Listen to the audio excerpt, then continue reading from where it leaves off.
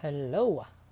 For this video, I will be solving an integral which is posted by Yamiko Fajardo in a Facebook group called Math Review Problems. I actually have 4 solutions for this problem, but for this video, I will only be posting one. I will be posting the rest of the solutions in another set of videos kasi maganda sila individually. Okay, let's start. For this video, I will be using a method which I refer to as the half angle properties method. I don't know, but it just makes use of double angle identities or half angle, however you refer it. So for this integral, we are looking for tangent x plus secant x minus 1 all over tangent x minus secant x plus 1. So first, I would like to write this in terms of sine and cosine.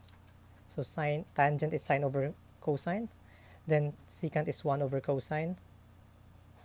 Sine x cos x minus 1 over cosine x plus 1. And then if I just factored out the 1 over cosine x in the denominator and numerator, that of course simplifies out to be sine x plus 1 minus cosine x over sine x minus 1 plus cosine x.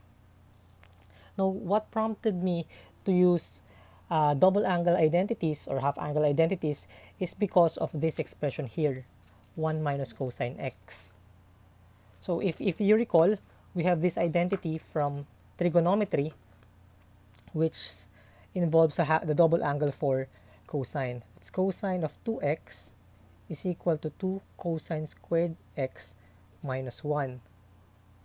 And this is equal also to 1 minus 2 sine squared of x. This one, if I rewrite this right on the other side, I get 2 sine squared x is equal to 1 minus cosine 2x. So if I replace x with x over 2, I get 2 sine squared x over 2 is equal to 1 minus cosine x, which is exactly this one. So nung makita ko pa lang tong 1 minus x, na-prompt na agad ako na isipin tong method na to. Itong 1 minus x is also present in the denominator, albeit having a negative 1 factor. So if I factor out the negative 1 here, it becomes negative 1 times 1 minus cosine x. So this one can be applied to this one. Pero as a rule, what do you call this? When you have something in terms of x over 2, the rest of the terms in the expression should be in terms of x over 2 as well. Kasi mahirap mag-integrate ng maraming argument yung trigonometric functions mo. So halimbawa, may x over 2 ka dito, tapos meron kang sin x dito. Medyo magulo siya. So we'll make use of another double angle identity in terms of sine naman this time. So it says that sine 2x is equal to 2 sine x cos x.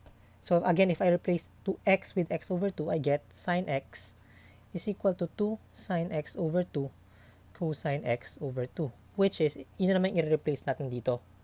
So ito, magiging ganyan. Tapos ito, magiging ganito naman. So this entire expression then becomes integral of sine x, which is 2 sine x over 2 cosine x over 2 plus 2 sine squared x over 2 all over 2 sine x over 2 cosine x over 2 minus 2 sine squared x over 2 dx. Okay, next. Clearly, I can factor out in both the numerator and the denominator 2 sine x over 2. Kasi common siya sa lahat ng terms. So that becomes 2 sine x over 2 times cosine x over 2 plus sine x over 2 over 2 sine x over 2 times cosine x over 2 minus sine x over 2. Of course, this cancels out dx. Now, just to simplify, I'll just let u is equal to x over 2. U is equal to x over 2 such that du is equal to x dx over 2. So dx is equal to 2 du. So this becomes integral of cosine u plus sine u over what they call this, cosine u minus sine u du. I'll just factor out the 2 here. So anong maganda dito? Ang maganda dito is yung cosine and cosine u minus sine u, ang derivative niya is closely related dito sa cosine u plus sine u. Bakit? Kasi pag differentiate mo to, cosine u minus sine u, I get negative sine u minus cosine u du of and then this one, if I factor out the negative, I get sine u plus cosine u, which is yung nasa numerator. Therefore, if I rewrite this, this becomes 1 over, sige, I let this na lang as k. K is this expression such that dk is equal to negative sine u plus cos u du.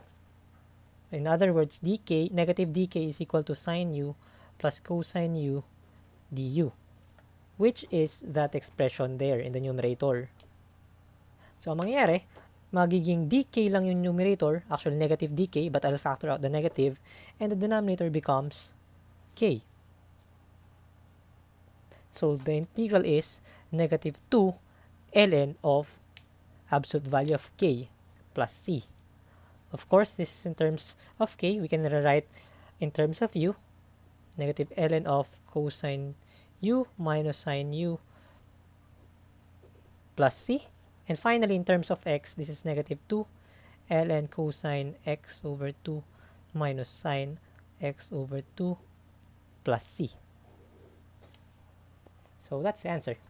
If you watch my previous video, which is also another solution for this one, I think ito yung pinakamadalas sa kanilang lahat.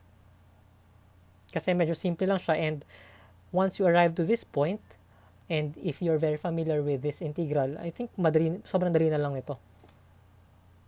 So, kapag nakakita kayo ng expression na 1 minus cosine x, my best tip is for you to use the half angle identity or double angle identity na in terms of this. Yun lang. So, for this video, that's it. And I'll post the other videos, other solutions for this problem in another set of videos. So, stay tuned and see you. Bye-bye.